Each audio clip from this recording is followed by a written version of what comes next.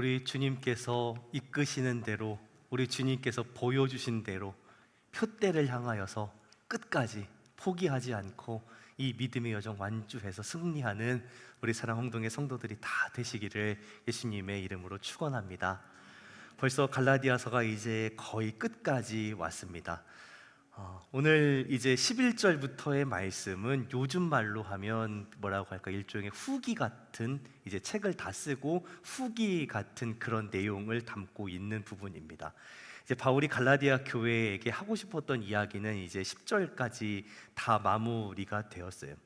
근데 편지를 마무리하면서 이렇게 끝내는 것이 아니라 11절에서 이런 표현을 합니다. 내 손으로 너희에게 이렇게 큰 글자로 쓴 것을 보라 라고 하면서 자기가 직접 이 부분을 썼다라고 그렇게 표현을 합니다. 무슨 의미냐면요, 당신은 지금처럼 종이와 펜이 발달되어 있었던 시대가 아니었으니까 보통은 그 편지를 대필하는 사람들이 이렇게 불러주는 말을 받아서 적어서 써주는 거예요. 그래야 이제 실수 없이 종이 낭비하지 않고 이제 쓸 수 있는 거죠. 그래서 보통은 이렇게 불러주고 그리고 이제 그걸 받아 적은 겁니다. 대부분의 바울 서신들이 그랬는데 갈라디아 교회에 보내는 편지 마지막 부분에서 바울이 자기 손으로 이렇게 직접 큰 글자로 너희가 알아볼 수 있는 큰 글자를 썼다라고 그렇게 표현을 합니다. 이 이야기가 두 가지 의미가 있을 거예요. 자기 손으로 직접 이렇게 썼다라는 건 그만큼 갈라디아 교회의 성도들이 내 손으로 직접 글을 써서 보낼 만큼 너희는 나한테 소중한 사람들이다라는 그런 의미겠죠. 아마도 누군가 믿을 만한 사람에게 이 내용을 써달라고 이제 그 부탁을 했을 거고요. 그리고 또 누군가 믿을 만한 사람을 세워서 갈라디아 교회에 이 편지를 전했겠죠. 그리고 직접 읽었을 겁니다. 그 사람이 들고 가서요. 갈라디아 교회 교인들이 다 이렇게 모여서 이 편지를 같이 읽는 중에 이 편지를 읽어주던 사람이 보라고, 여길 보라고, 지금 이 부분 딱 보라고, 서더벌이 직접 이렇게 큰 글씨를 써서 우리에게 보냈다라고 하는 이제 그런 일들이 있었을 거예요. 그만큼 갈라디아 교회 성도들이 바울에게 소중한 사람이었다라는 그런 의미이고요. 또 한 가지는 뭐냐면 지금까지 했던 이야기들, 그 중에서 가장 중요한 것, 여러 번 이야기했지만 반복하고 또 반복했지만 가장 중요한 이야기, 내 손으로 직접 한 번 더 써서 강조하고 싶다라는 그런 의도도 있었을 거예요. 거기서 이제 바울이 갈라디아 교회에게 편지를 보냈던 이유가 다시 한번 분명하게 나타나죠. 이 편지의 핵심 주제가 뭐였냐? 바로 할례 문제였다라는 걸 다시 한번 확인을 합니다. 직접 이렇게 너희에게 큰 글자로 썼다라고 하면서 12절, 13절에서 뭐라고 얘기해요? 할례, 할례, 할례 이렇게 얘기합니다. 할례, 할례, 할례. 할례라는 표현이 3번이나 반복이 돼요. 그러니까 갈라디아 교회에 편지를 보낸 이유는 뭐다? 할례 문제 때문이었다라는 거예요. 이 할례 문제 때문에, 이 할례 문제로 인해서 복음이 어그러지는 것을, 복음이 망가지는 것을 걱정했기 때문에 이 문제에 대해서 분명하게 이야기를 하려고 지금 갈라디아 교회에 편지를 보냈었다라는 거예요. 할례에 의존해서, 육체의 행위에 의존해서 의롭다함을 얻으려고 하는 시도, 결국 육체에 속한 것, 멸망으로 가는 일이라는 걸 분명하게 확인하는 거예요. 예수님의 신실하심, 우리를 위해서 베풀어 주신 그 은혜, 그 십자가 사건, 그것을 의지해서 하나님께 나아가는 것이 아니라 내가 뭔가 물려받은 것이 있으니까, 내가 뭔가 행한 것이 있으니까 하는 그런 인간적인 방법에 의지하려는 사고방식 버려야 된다라는 거예요. 할례도 그것에 포함이 된다라는 거예요. 그러면서 왜 그렇게 그 당시에 유대인들이, 예수님을 믿는 유대인들이 왜 그렇게 할례를 받으라고 강요를 했는지, 그 의도가 지금 오늘 말씀에서 이야기가 됩니다. 왜 그렇게 갈라디아 교회 성도들에게, 굳이 이방인인 갈라디아 교회 성도들에게 그렇게 할례 받으라고 강요했는가? 12절에 그 이유가 있습니다. 무릇 육체의 모양을 내려 하는 자들이 억지로 너희에게 할례를 받게 함은 그들이 그리스도의 십자가로 말미암아 박해를 면하려 함뿐이라라는 거예요. 무슨 이야기냐? 예수님의 십자가 때문에 받는 박해를 면하려는 의도로 너희에게 할례 받으라 라고 그렇게 이야기한다는 거예요. 우리가 그 당시의 시대적인 배경을 좀 알아야 합니다.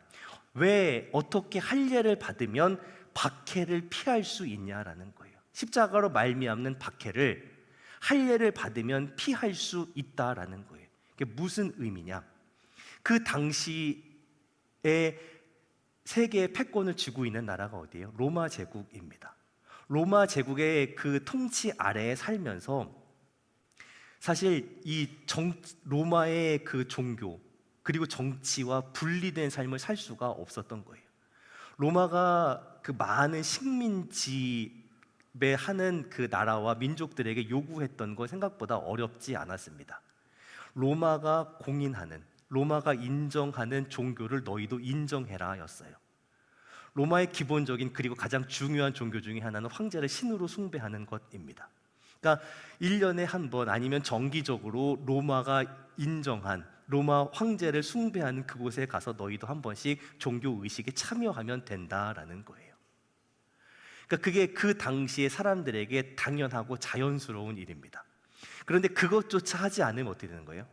로마 제국에 대항하겠다, 반역하겠다라는 그런 모습으로 간주하겠다는 거예요.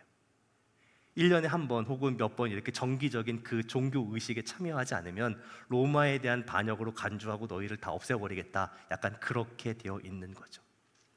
근데 그 당시에 사람들에게 그건 별 큰 문제가 아닙니다. 로마가 준 혜택이 워낙 많으니까 뭐 1년에 한두 번 뭐 예를 들면 뭐 어떤 절기들이 있잖아요. 불교에 뭐 4월 초파일 이제 석가탄신일 이런 때 한번 가서 그냥 뭐 얼굴 비치는 게 뭐 어렵냐라고 그렇게 생각할 수 있지만, 문제는 그 당시에 유일하신 하나님만 섬기겠다고 하는 유대인들이 가장 큰 문제였던 거죠. 다른 이방인들에게 로마 종교에 가서 그 신전에 가서 종교 의식에 한번 참여하는 건 별 문제가 아닙니다. 하지만 유대인들에게 이 문제는 목숨이 걸려 있는 문제인 거예요. 죽으면 죽었지 나 외에 다른 신을 섬기지 말라고 하신 그 계명을 어길 수가 없는 거죠. 만약에 로마가 이 문제를 유대인들에게 계속 강요하면 어떻게 되냐? 유대인들이 있는 곳마다 폭동이 일어나는 거예요. 우리의 신앙을 지키겠다라고 그렇게 계속 폭동이 일어나는 거죠. 유대인들만 폭동을 일으킬까요? 거기에 동조하는 다른 이방 민족들이 또 폭동을 일으키게 되면 로마는 머리가 아픈 거예요. 그러니까 로마가 유대인들을 상대로 너희가 믿는 그 유대교, 그걸 로마의 그래도 나름대로 공식적인 종교로 인정을 해주겠다. 너희는 그 종교만 잘 믿어라. 다른 종교 의식에 참여하는 거 면제해주겠다. 일종의 그런 거래가 이루어진 거죠. 그리고 너희가 믿는 신에게 로마 제국 위에서 기도해라. 뭐 이런 조건을 걸고 이렇게 다른 신전에 가서 절하는 걸 면제해 준 거예요. 그러니까 할례 받은 유대인들은 뭐예요? 자기들 종교 때문에 핍박을 받을 일이 없는 거예요. 자, 그렇다면 유대인은 아닌데 예수님으로 말미암아서 유일하신 하나님을 믿게 된 이방인 그리스도인들은 어떻게 해야 되냐는 거예요. 유대인이 분명히 아닙니다. 유대인이 아닌데 하나님을 믿어요. 그럼 이 이방인 그리스도인들, 이 사람들도 유대인들처럼 다른 신전에 가서 절하지 않는 그런 뭐라고 할까요? 특권? 그런 지위를 가질 수 있었을까요? 자, 그랬기 때문에 할례가 심각한 문제였던 거예요. 생존이 걸려 있는 문제입니다. 율법의 기준으로 보면 이 갈라디아 교회 성도들은 유대인이 된 게 아닙니다. 유대인이 된 건 아니지만 뭐예요? 유대인들과 똑같이 하나님을 믿는 거예요. 그럼 당연히 이 갈라디아 교회 성도들이나 이방인 성도들은 뭐예요? 유대인들처럼 우리도 하나님만 섬기고 싶다는 거예요. 다른 신전 가서 절하지 않고 싶다라는 거예요. 그러니까 그 예외 조항을 우리도 적용해 달라라는 거예요. 그런데 그 주장이 로마인들의 입장에서 볼 때 납득이 될까요? 안 되죠. 유대인들이 보기에는 더 납득이 안 되죠. 감히 할례도 안 받은 이방 족속이 유대인이 되겠다고? 우리와 똑같이 유대인이 되겠다고? 어느 쪽에 가도 납득이 안 되는 거예요. 그러니까 어떻게 해요? 로마에 가면 로마가 인정하는 종교 그 신전에 가서 절하지 않는다고 로마에게 까이고, 유대인들 쪽으로 오면 할례도 안 받고 율법도 안 지키는 것들이 하고 그쪽에 가서 또 까이는 거예요. 이래도 핍박, 저래도 핍박인 거예요. 할례 받지 않아도, 율법을 지키지 않아도 믿음으로 말미암아 아브라함의 자손이 된다라고 하는 이 고백, 이 주장이 갈라디아 성도들에게는 신학적인 문제가 아니에요. 현실적인 문제인 거죠. 심각한 문제입니다. 자, 그런 상황에서 어떻게 해야 돼요? 그러면 그냥 계속 신앙 지킨다고 로마에 가서도 치이고 유대인들에게도 치이고 여기 가서 두드려 맞고 저 두드려 맞는 그런 삶을 계속 살아야 할까요? 그런 상황 속에서 아주 귀가 쏠깃한 현실적인 해결책이 짠 하고 등장을 한 거예요. 뭐라고 해요? 유대인 성도들이 와서, 유대인이지만 예수님을 믿는 그 사람들이 와서 일단 할례를 받자. 할례를 받아서 로마 사람들이 보기에나 유대인들이 보기에 일단 겉모습이 유대인처럼 되면 더 이상 여기 가서 저기 가서 고난당하지 않을 것 아니냐, 문제가 해결될 거 아니냐라고 그렇게 해결책을 제시하는 거죠. 갈라디아 교회에 들어와서 또 다른 교회들마다 다니면서 할례를 주장했던 사람들은 이런 현실적인 부분을 이야기하면서 일단은 이 고비를 넘어가야 되니까 할례를 받자, 할례 받으면 되지 않냐 라고 그렇게 설득을 했던 거죠. 이 이야기는 우리하고는 사실 되게 동떨어져 있는 이야기입니다. 그러니까 갈라디아서를 읽으면서 우리는 계속 의문이 드는 거예요. 뭐 그렇게 할례가 대단하고 심각한 문제라고 이렇게 바울은 목숨을 걸고 할례 받으면 안 된다고 이야기하고, 그 사람들은 또 목숨을 걸고 할례를 받게 만들려고 그렇게 목숨 걸고 싸우는 것처럼 하냐라는 거예요. 근데 우리에겐 별것 아니지만 뭐예요? 그 당시의 성도들에게는 이게 신학적으로도 심각한 문제인 거고 현실적으로도 심각한 문제인 거예요. 구원의 문제와 관련이 있기 때문에 이 할례 문제가 심각한 거죠. 오죽하면 예루살렘 교회가 가장 먼저 그 공회의로 모였던 이유가 뭐예요? 이 할례 문제 어떻게 할 거냐? 사도행 15장에서 그 문제 때문에 모였던 거잖아요. 바울도 이건 물러날 수 없는 거예요. 또 유대인들도 이건 물러날 수 없는 문제예요. 할례는 유대인들에게 목숨보다 더 중요한 자신들의 정체성의 문제이고요. 또 바울에게는 이 문제는 정말 믿음을 포기하는 것, 십자가 배신하는 것과 마찬가지의 문제라고 생각을 하기 때문에 절대로 양보가 안 되는 거예요. 그 틈새를 파고들어서 뭐예요? 갈라디아 교회에 들어온 거짓 선생들이 예수님을 믿음으로 말미암아 구원받는 것 인정한다. 하지만 너희가 받고 있는 그 박해, 유대인들에게 까이고 로마인들에게 치이는 그 현실을 피해 가려면, 그래도 이 시대의 상황 속에 잘 지내려면 결국 할례를 받아야 된다라고 그렇게 설득을 했고, 그 설득이 상당히 먹혀 들어갔던 거예요. 하지만 바울은 뭐라고 고백해요? 결국 그렇게 할례 받겠다라고 하는 그 이야기는 예수 그리스도의 십자가 때문에 받는 그 박해를 면피해 보고자 하는 핑계밖에 되지 않는다라고 그렇게 이야기하는 거예요. 예수님 믿으면 그거로 충분하다는 거예요. 예수님 믿음으로 말미암아 십자가만 붙들고 살아감으로 말미암아 박해를 받는다면 기꺼이 받겠다. 이게 바울의 고백인 거예요. 그러면서 한 절을 더 붙입니다. 할례를 받으라고 그렇게 이야기하는 거짓 선생들, 사실 그 할례 받으라고 이야기하는 그 사람들도 율법 안 지킨다는 거예요. 그런데 너희에게 할례를 받게 하는 이유는 뭐냐? 이방인들 할례 받게 해서 유대인 만들었다고 다른 유대인들에게 자랑하고 싶어서라는 거예요. 자기 업적을 하나 만들어내서 자랑하고 싶어서 너희에게 할례를 이야기하는 것뿐이다라는 거예요. 할례 받으면 다 피할 수 있을 거냐라고 그렇게 이야기하는 거죠. 이러한 문제였습니다. 갈라디아 교회, 그리고 그 당시에 예수님을 믿는 사람들, 이 문제가 심각한 문제였던 거예요. 현실의 문제였던 겁니다. 그 상황 속에서 어떻게 해야 되냐는 거예요. 무엇을 선택하고 무엇을 붙잡겠냐라는 거예요. 그 속에서 바울이 뭐라고 고백해요? 그러나 내게는 우리 주 예수 그리스도의 십자가 외에는 결코 자랑할 것이 없다라고 그렇게 고백합니다.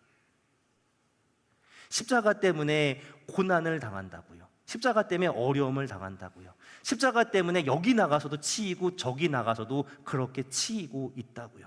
그런데 그걸 자랑하겠답니다. 사실 이 십자가와 자랑이라는 게 함께 갈 수 있는 조합이 아니잖아요. 어떻게 자랑할 수 있어요? 자랑 안 됩니다. 인간적인 자랑이 나올 수가 없는 그 자리가 십자가의 자리예요. 십자가의 자리는 인간적인 모든 자랑, 모든 인간적인 영광이 다 끝난 자리입니다. 십자가는 철저하게 하나님께서 이루신 곳이기 때문에 우리의 자랑은 나올 수가 없어요. 근데 십자가를 자랑한다는 건 그럼 어떤 의미예요? 내 업적, 내 공로, 내 노력 다 끝났다라는 거예요. 그거 붙들고 있어봐야 죽음으로밖에 갈 수 없다는 거예요. 내가 새 생명을 얻기 위해서는 오직 하나님의 은혜밖에 없습니다라고 고백하는 것이 십자가를 자랑한다는 거예요. 내 힘으로 할 수 없다는 거예요. 하나님의 은혜만으로 내가 구원받았다라고 그렇게 고백하는 것, 그것이 십자가를 자랑한다라는 거예요. 우리의 소망이 어디 있어요? 내가 뭔가를 많이 가져서요, 많이 배워서요, 높은 지위에 있어서요, 그런 육체적인 것들은, 육체적인 행위는, 육체적인 자랑은 우리를 멸망과 죽음으로 끌고 갈 수밖에 없어요. 그 끝은 멸망밖에 없고 죽음밖에 없어요. 우리의 소망이 어디 있냐는 거예요. 우리가 살 수 있는 길이 어디 있냐는 거예요. 우리가 진짜 살려면 십자가에서 주님과 함께 죽어야 돼요. 그래야 살 수 있어요. 우리의 소망은, 우리의 영광은, 우리의 살 길은 예수 그리스도의 고난에 참여하는 거예요. 그래야 영광, 부활의 영광에도 참여할 수 있는 거예요. 그러니까 우리가 자랑할 수 있는 건 뭐예요? 예수님밖에 없어요. 예수님과 예수님께 십자가에 못 박히신 것 외에는 우리가 자랑할 게 하나도 없는 거예요. 우리가 십자가를 고백하고 십자가를 바라보고 십자가를 믿고 십자가를 자랑한다는 것, 그렇게 살아간다는 거예요. 더 이상 세상의 것들이 나에게 어떠한 영향도 주지 못한다라는 거예요. 이 시대의 가치관, 그 당시에 바울과 갈라디아 교회 성도들이 살아가던 그 당시에 성공할 수 있는 비결, 세상의 가치관, 질서, 이런 것들이 있었을 거잖아요. 그리고 지금은 지금대로 우리가 성공하기 위해서 있어야 된다고, 가져야 된다고 말하는 그런 세상의 가치관, 그런 질서들이 있잖아요. 그런데 십자가를 자랑한다라는 이 고백은 뭐냐? 그런 가치관들, 그런 시대의 질서들, 그런 흐름들, 그것이 더 이상 내 삶을 주장하지 못한다라고 그렇게 선언하고 그렇게 고백하는 거예요.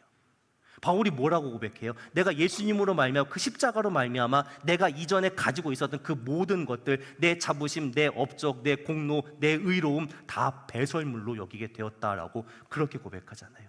내가 이전에 자부심을 가지고 있었던 게 무엇이었던지 간에 이제 그거 하나도 다 쓸데없다는 거예요.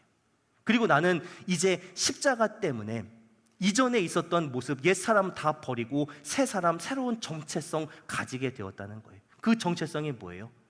내가 사는 것이 아니라 내 안에 있는 예수 그리스도께서 사신다라는 그 고백이었잖아요. 우리가 이미 우리의 삶에 그 일이 이루어졌잖아요. 우리가 예수님 믿는다는 고백은 뭐예요? 우리가 예수님과 함께 십자가에 못 박혔고 예수님의 죽음에 참여했다는 거잖아요. 그리고 다시 예수님과 함께 살았고 그 부활의 삶을 살아간다는 거잖아요. 내 힘으로 산다는 게 아니잖아요.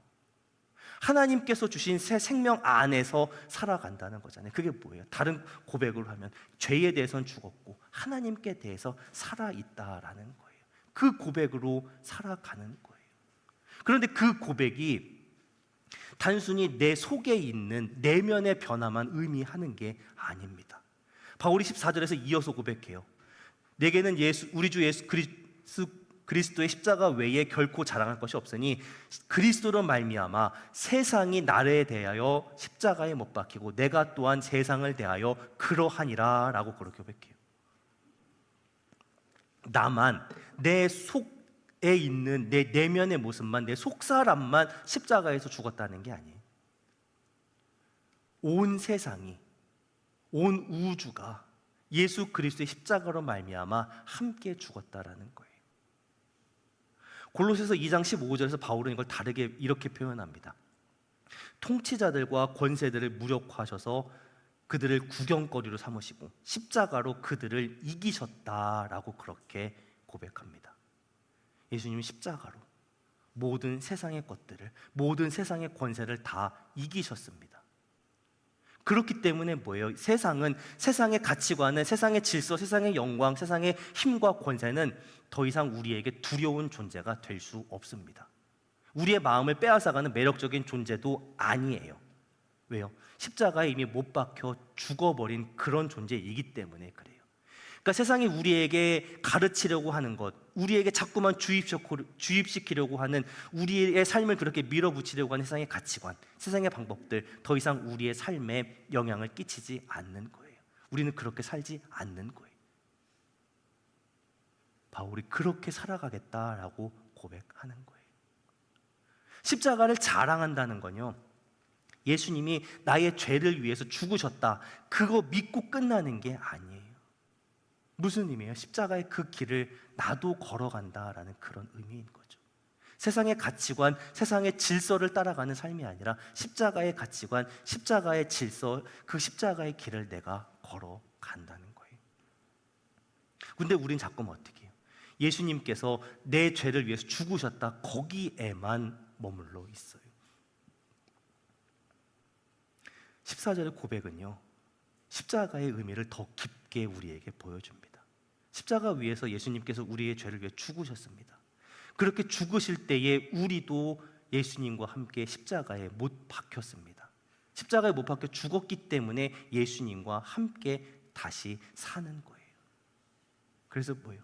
우리는 세상에 대해서 못 박힙니다. 더 이상 세상의 관심도, 세상의 의미도, 가치관도, 질서도 아무 필요가 없는 거예요.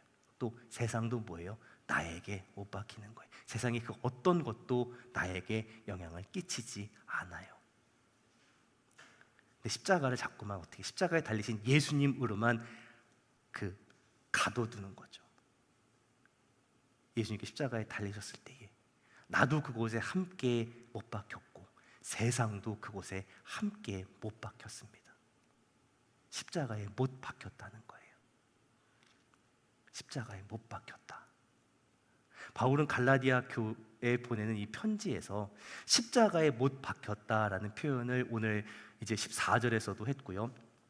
그리고 이제 5장 24절에서도요. 그리스도 예수의 사람들은 육체와 함께 그 정욕과 탐심을 십자가에 못 박았다라고 그렇게 표현을 해요. 근데 그 십자가에 못 박혔다라는 표현이 그 헬라어 원어로 보면 현재 완료형입니다. 무슨 의미냐면 그때에 있었던 그 사건이 지금 현재에도 여전히 영향을 끼치고 있다라는 그 의미예요. 십자가에 못 박혔다, 예수님께서 2000년 십자가에 못 박히셨다, 그것으로 끝이 아니라 오늘을 살아가는 우리가, 그리고 오늘 우리가 살아가는 이 세상이 여전히 십자가에 못 박혀 있다라는 거예요.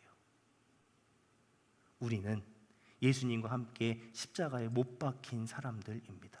그리고 그것으로 끝이 아니라 그 십자가 사건이 오늘을 살아가는 우리에게 여전히 놀라운 능력을 베풀고 계시다는 거예요. 우리에게 여전히 영향을 끼치고 계시다는 거예요. 어떻게 영향을 끼쳐요? 세상에 나를 유혹하고 나를 붙잡아서 끌고 가려는 그 힘, 점점 약해지는 거죠. 세상에 나를 끌고 가는 힘 점점 약해집니다. 그리고 뭐가 더 강해져요? 하나님의 은혜에 이끌려가는 그 힘이 점점 더 강해지는 거예요. 세상이 주는 유혹에서 점점 벗어나고 하나님의 은혜를 따라서 새 생명을 가지고 살아가는 모습이 점점 강해집니다.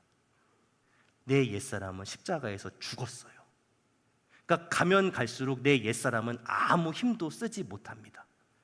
죽었으니까 힘을 못 쓰는 거예요. 그리고 이제는 새 사람으로 사는 거예요. 내 안에 사시는 예수님께서 나의 삶을 주장하신다라는 거예요.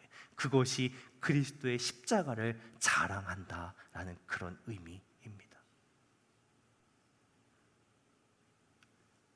이 말씀은 예수님의 십자가만 자랑한다는 이 고백은 바울의 고백만으로 끝나면 안 되는 거예요.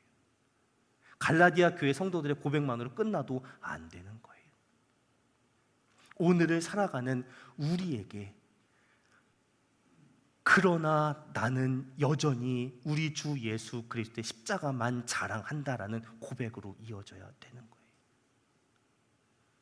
우리의 삶 앞에 내 삶의 문제들을 더 쉽게, 더 효과적으로 극복할 수 있는 그런 방법들이 있어요.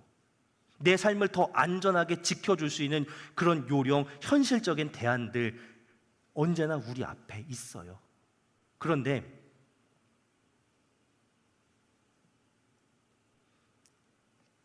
그게 갈라디아 성도들에게는 아마 할례였을 거고요. 오늘을 살아가는 우리에게는 뭐 물질이나 성공이나 명예나 이런 것들이죠.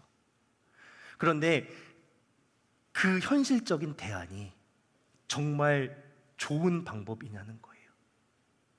현실적인 대안이 아니라, 좋은 방법이 아니라 좋은 방법처럼 보이는 거죠.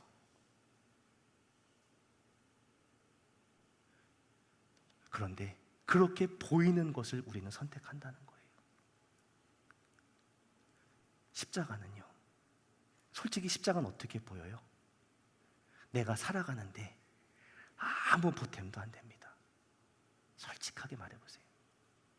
정말 내가 살아가는데, 내가 이 세상 생존에 나아가는데 십자가가 도움이 된다고 생각을 하십니까? 아니요. 하나도 도움 안 될걸요. 도리어 방해가 될걸요. 그리고 내 삶에 굳이 없어도 될 핍박과 어려움만 가지고 오는 것이 예수님의 십자가잖아요.